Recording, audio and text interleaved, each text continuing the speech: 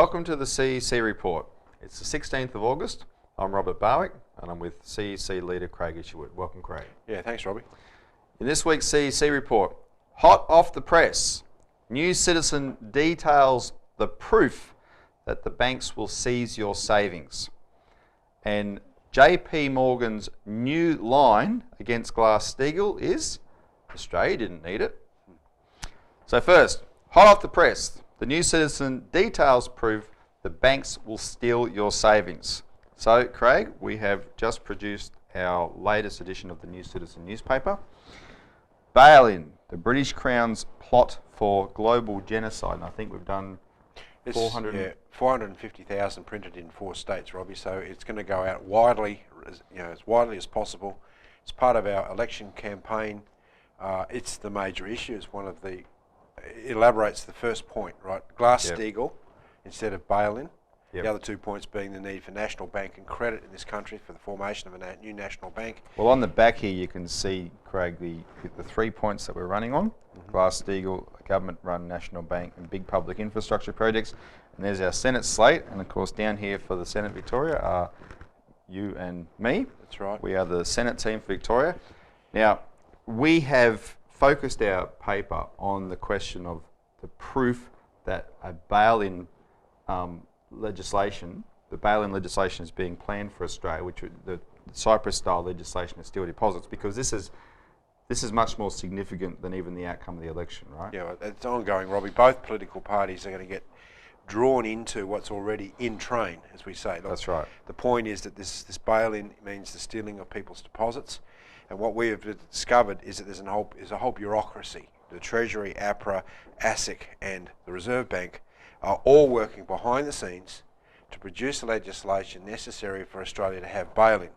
And the way this works is that the politicians are basically the front men, as it has been throughout Australian history. We've been dictated to by the British Crown, by the British Empire in fact, for over 100 years, ever since we're established as a colony of this British Empire. The policies are being dictated by the City of London. All right, well, for the benefit of the readers and for the audience, Craig, we have included, we're going to go through in this segment of the program and the next one, because there's only 2 subjects today, because we're going to take a bit of time on this, is the content of this New Citizen, and we're going to go through the 6 pieces of evidence we have about bail-in, the proof that bail-in is planned here. But before we go through that evidence, let's address this question of the Crown.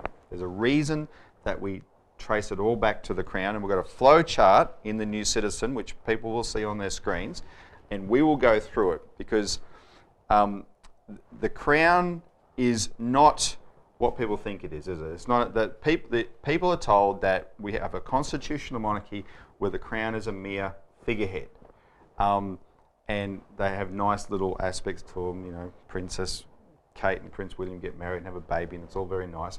But of course, there's some real philosophical problems there, that people can be born into those positions, and by definition, that makes them, makes humanity unequal, right? By dint of birth. But we're talking about something far more significant, because this particular institution, the British Crown, is actually the top level of what we call the financial oligarchy, right? Yep, and I think if you go back to look at people like Edward the Seventh, right? Yep. He was actually the equivalent of the old Doge of Venice. All the powers coincided with him, and that's when the British Empire was actually at its height of its power back then. Since then, it's what you've seen is this morphing into this global financial empire, where globalisation is the mode of operation. Well, the power of the British Empire has been its monetary base. The City of London has controlled most of the world's trade and banking, and that's given it power over nations, and that's been the basis of British imperialism, and the Crown is the capstone of that. Yeah, and we go through this, Robbie, in a New Citizen called Defeat the British Empire of Monetarism. We've got plenty of these copies available if people want to ring in and get one, but it goes through the actual history of the British Empire. All right, let's focus on this. We'll go through the flow chart.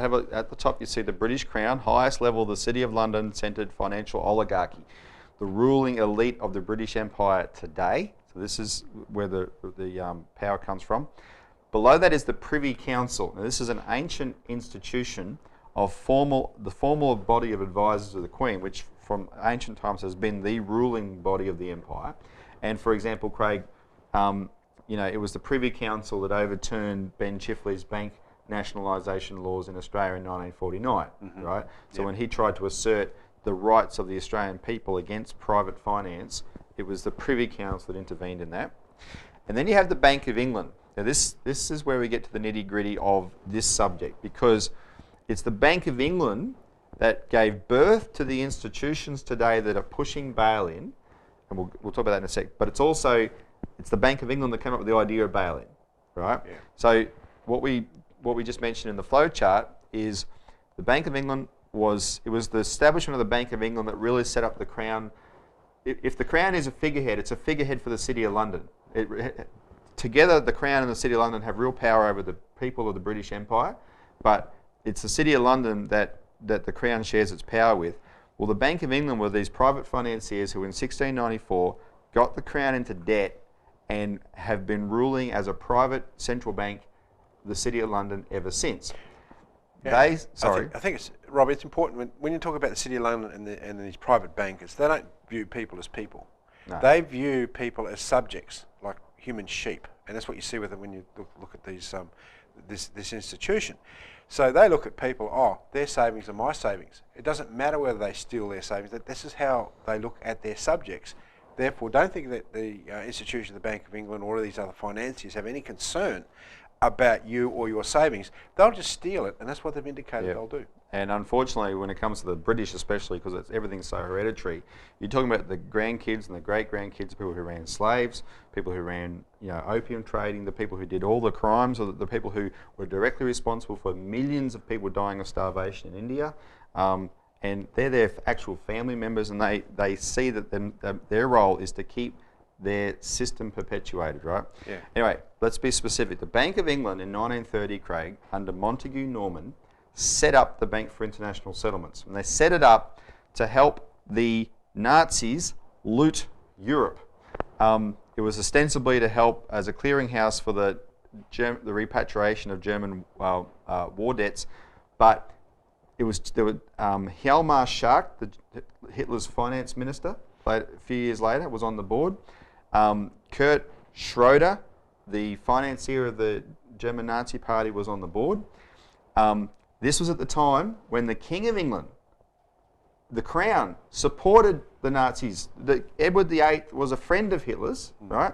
And all through the 30s, after the Bank of England was set up, they were expediting all the looting the Nazis were doing. Up until 1938, the Bank of England helped the Nazis, through the BIS, sell Czechoslovakia's gold that the Nazis had looted off Czechoslovakia when they invaded. So this is what the Bank of England International Settlements was. The Bank of England set it up. And this part of it, we've been highlighting. It's only recently come to light. There was a 50-year history recently released in England that sort of admitted this. But it's one of those things where it's so long ago they're trying to say, oh yeah, things have changed today. Well, they haven't changed that much. And so before we go to the break, let's just talk about the rest of this flowchart briefly, because the Bank of England, the Bank for International Settlements, is what gave birth to the Financial Stability Board. Now this is the body that's dictating bail-in, and it's the Financial Stability Board since 2009, has been running the operation. The first head, Craig, of the Financial Stability Board we have to mention, because this sort of tells the story of the Crown as well. His name's Mario Draghi. Now, the previous manifestation of the Financial Stability Board was called the Financial Stability Forum. He was the chairman of that for a long time. Then it became the Financial Stability Board. He stayed chairman until 2011, and then he became the boss of the European Central Bank. Mario Draghi, in 1992, was present on the Royal Yacht Britannia off the coast, that was moored off the coast of Italy. The Queen and Prince Philip were there. A whole bunch of British bankers were there.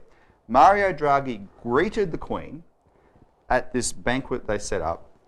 They had a meeting to discuss the mass privatisation of Italy's public sector. And it was the biggest mass privatisation outside of Russia in history, right? The British City of London ran it. The Queen and Prince Philip hosted the event that planned it. And this guy was their agent to do it in Italy. And in Italy, he became known as Mr. Britannia. So it's him who set up the Financial Stability Board that has been directing the whole establishment of a global bail-in regime ever since. And of course, people say, well, hang on, the Financial Stability Board was set up out of the G20. It wasn't the Bank of International Settlements. But that's not how it works, Robbie. The G20 was forced to sign on to it and agree to it. That's right, because you have a look at the G20 finance ministers. Who runs the finance ministers? Well, that's the central banks, right? Who controls the central banks? Right, like the Reserve Bank, and not controls them legally, but has the influence like an empire works. Well, that is the Bank of International Settlements. It's the central bank of central bankers. So the political side was run from, in a sense, the G20. But where is the Financial Stability Board housed? In the Bank of International Settlements. Okay, so look, when we come back, we're going to go through the 6 pieces of evidence about Australia, that the proof that they have preparing legislation here in Australia.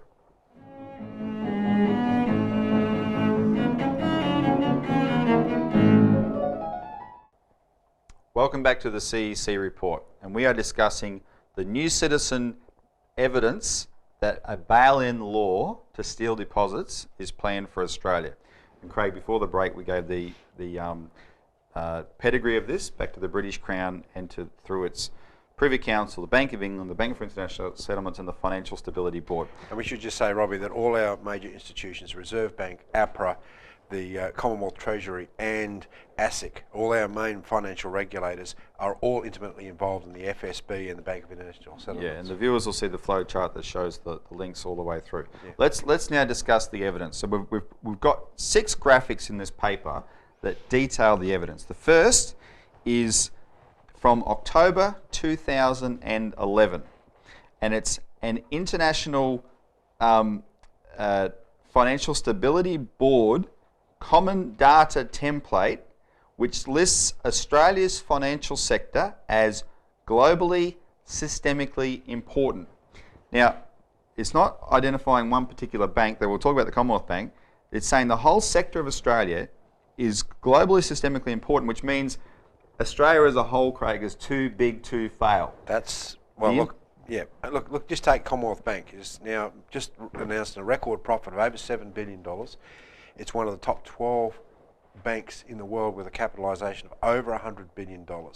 Now, that bank can't just be allowed to fall over, right? And look at the derivatives holding of the Commonwealth Bank. They won't even allow us to know what the principal notional value of their derivatives holding is because it's trillions of dollars. So these international banksters have marked their territory in Australia and saying, we regard this system as something we are not going to allow domestic political considerations to decide what happens if there's a crisis there.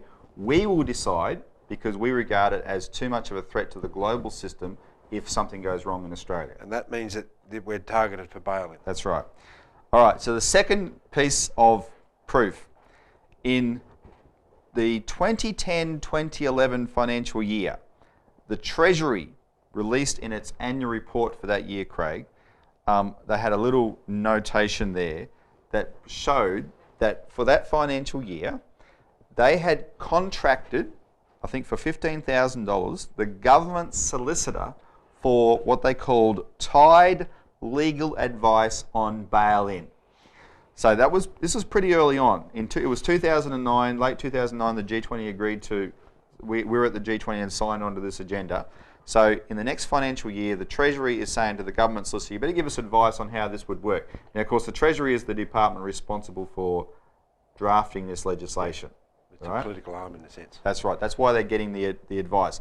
And there was a second tender they put out to the Commonwealth Government Solicitor where they, in the following financial year, where they asked for the same thing. So we know that in that financial year, they're seeking legal advice on this specifically. And they have to, Robbie, because the Banking Act of 1959 specifically says that the role of the Reserve Bank is actually to protect people's deposits. Yeah. So therefore, how do you steal people's deposits and have that in the legislation? Therefore, they have to figure out ways of changing the legislation in order to enable bail-in. And the government solicitor, Craig, under our has responded to a request by saying they cannot give any information as to what their advice was. So they're keeping it under wraps.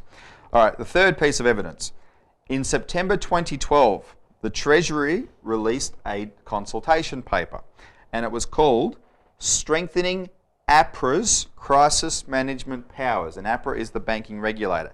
And in that consultation paper, the Treasury said one of the powers APRA needs is to align with the Financial Stability Board's key attributes for crisis management, and that means they need the power to bail in.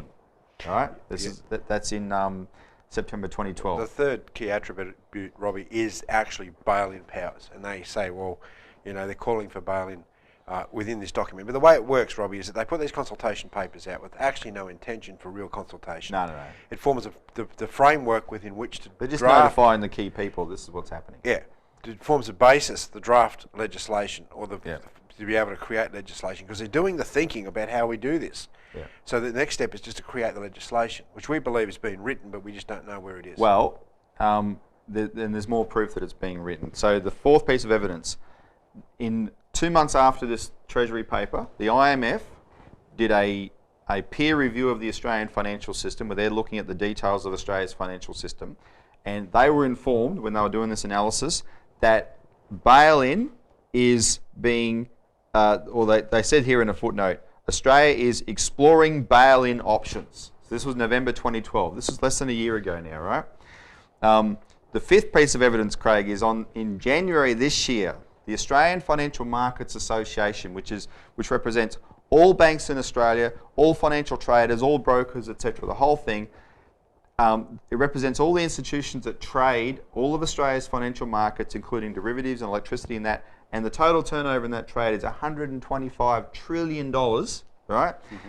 They wrote a submission to the Treasury saying, we welcome bail-in powers. Of course banks would welcome the ability to take their deposits if they get into trouble. They're the ones that are going to be propped up well, with these powers. Well, that's actually what happened in Japan. Three big banks there said, we want to have this power. They obviously got the power through the legislature in Japan, and now they've got the ability to bail in the deposits within Japan. Yeah, so don't be surprised. That's right. That the bankers themselves are key cheerleaders for this. All right, and the final piece of evidence, which is what we stumbled on first, but we're putting it last because we then have uncovered all this prior evidence, is the Financial Stability Board itself in April on April 15th this year, which was a couple of weeks after Cyprus was the first place that bail-in was applied to. The Financial Stability Board said there that bail-in legislation is in train in some jurisdictions, including, and the first nation at the front of their list was Australia, right? So, and what we've done since, Craig, there's the 6 pieces of evidence. What we've done since is we have turned heaven and earth. We've turned Parliament upside down, trying to make sure there was not a secret form of this already being pushed through. We now know that this is being written in the Financial Systems Division of the Treasury, right? We're pretty sure that it's well in advance in being written. That we're not getting any confirmation of anything from those guys, but we know that that it's well and truly in train, as they say there. Look, in 2010, after the global financial crisis, a raft of legislation was pushed through to give APRA the power to recapitalise banks, to merge banks and so forth, and it was done very easily because of the crisis. Yeah. This can be done again very quickly in terms of the crisis if they're allowed to do it. Yep. Okay, so we've got to take a quick break now. When we're going to come back, though, we're going to talk about the alternative, which is Glass-Steagalll.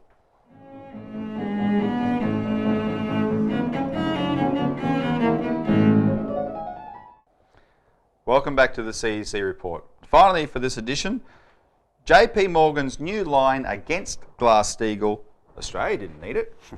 Now, so we've been talking about bail-in. The alternative to bail-in is Glass-Steagalll. What proves how much a crime bail-in is if they just went back to what they had in place in America before 1999, when banks were separated so that there were no such thing as too big to fail banks. It didn't matter if an investment bank went under. It wasn't going to bring down the system with it.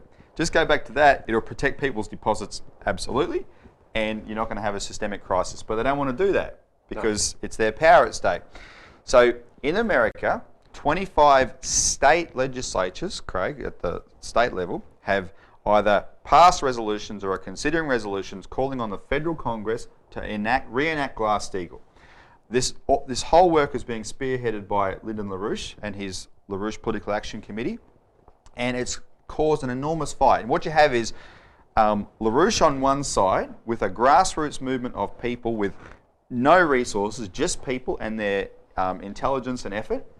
And you had the might of Wall Street on the other side, led by J.P. Morgan Chase. It's America's biggest bank. It's America's most British bank. And the reason for that is J.P. Morgan started off British. It was a City of London implant into the United States through the original Junius Morgan.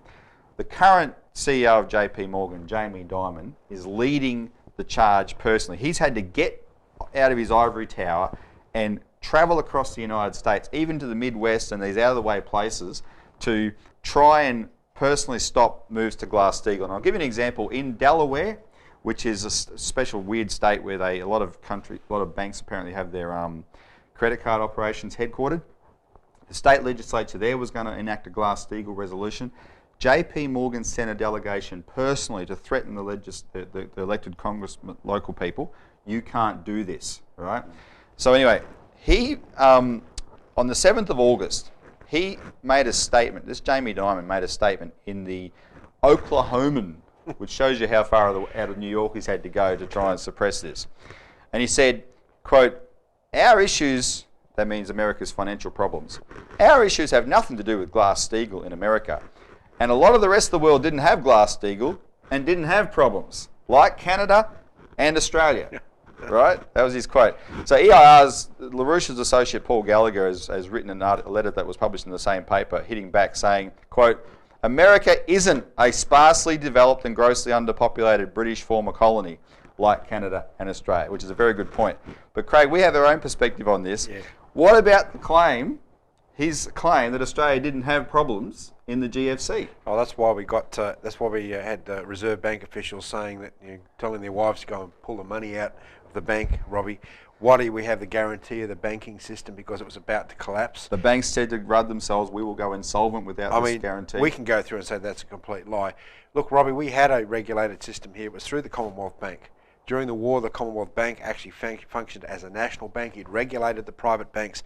All we have to do is to go back to that sort of a tradition of banking that we already have here in Australia, which we've written about in our book, What Australia Must Do. We've written legislation for a national bank again, and that's all we have to do. So Glass-Steagall in Australia is represented through that legislation. In other words, all we've got to do is focus on the 3 points that CEC has highlighted as our election platform. Glass-Steagall to separate essential banking from speculation, a government-run national bank, and big public infrastructure projects.